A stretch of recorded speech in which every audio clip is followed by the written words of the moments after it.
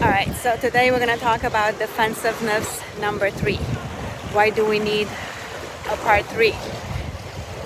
There's some missing information I didn't talk about yesterday.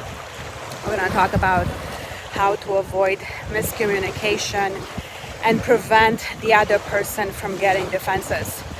We are here, so we're going to do this pretty fast. It's starting to, it's starting to rain. I'm going to Indiana to see my dad for Independence Day. You guys don't even know how lucky you are to live in America, okay? You won the lottery of life. So celebrate being here.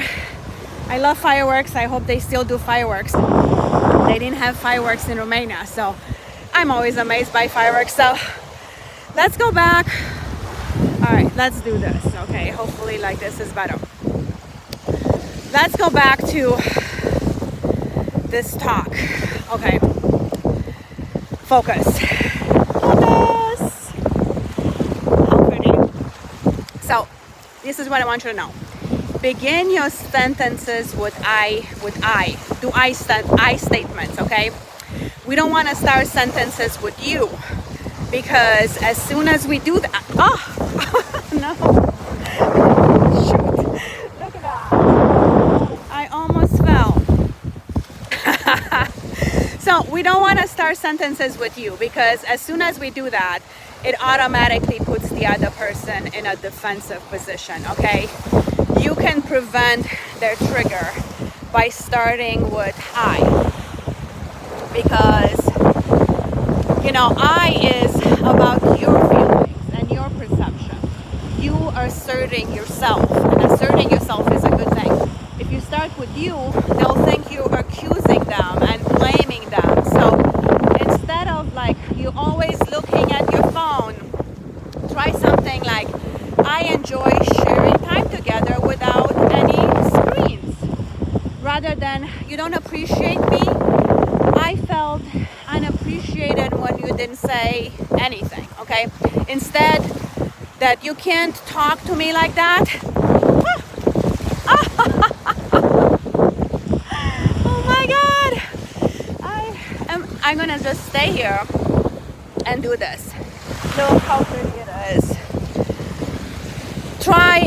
I don't respond to that, okay? And then second, don't start with why. Don't start your sentences with why. Why? Because it sounds accusatory, okay? It implies that they did something wrong.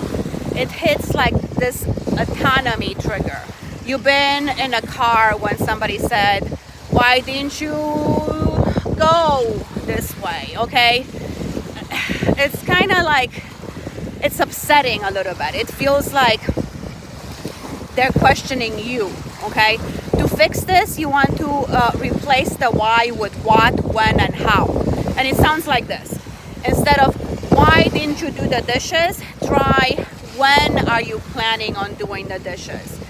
Rather than, you didn't do whatever, this or that, try, how did you decide on this or that? Instead of, why can't you just relax? Try, what's preventing you from relaxing? And number 3, this is the best one. This is hard, but you need to be the first one to acknowledge them. You need to be the first one to acknowledge, to make him feel acknowledged. You learn to do this. And if you learn to do this right, okay, you'll make $1 million in a year in sales. Trust me. I wish somebody would have told me this, because this is an hack that I should have known sooner. People have a deep desire to feel heard, okay? It's how we are wired. If you acknowledge me and I feel heard, it will be easier to put my defensiveness down, okay? So again, we have mirror neurons in our brain, and if you do something, the other person will pick it up, okay? You give grace and acknowledge them, you are gonna get that grace back. You don't respond with yeah, but, because the but says something that you are not acknowledging them, okay? If you put a but, it's like they're gonna return the favor, and you're just gonna keep going back and forth. So just validate their feelings and look at their perspective before you talk about your own perspective, okay? This approach keeps the door open for dialogue, and this is what you want. So how do you do that? You start, how do you acknowledge people? You start by saying, I agree about something. I agree with you. You don't have to agree with what they said. You agree that, look bigger, like zoom out and look about agreeing to something that we need to talk. We agree that this is important, or we agree that this is a decision needs to be made. And it says, you can say, I agree that this topic is worth discussing. I agree that we need to talk about this. You also need to tell them that you learn something, okay? When you say that you're trying to learn from them, or that you learn something, the other person feels like they are teaching you something.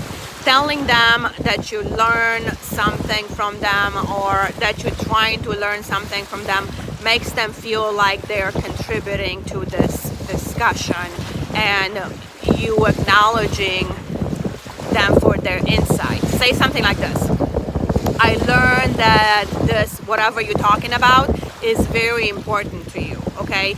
Or you can tell them that they're being very helpful. People like to feel very helpful, okay? When you acknowledge that they helped you, it's likely they remain more open and more forthcoming, okay? You free their defensiveness. And when you acknowledge, say this: that's helpful to know. It's helpful. This helped me tremendously.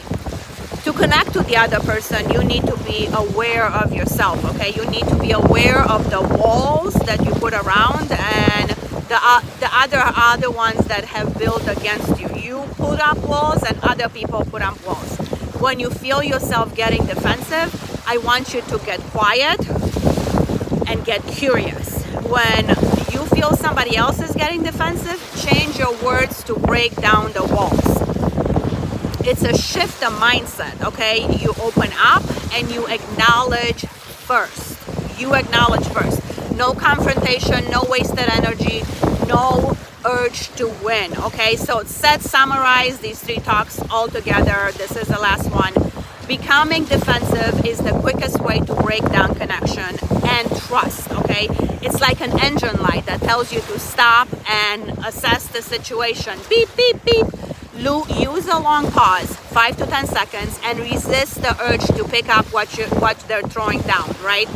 Diffuse their defensiveness by starting with an I statement, and acknowledge that what they said is important. And with that, it started to rain. So don't lie, don't steal, don't cheat, and don't kill any insects today. Mwah, mwah, mwah. Look at this. Beautiful, beautiful.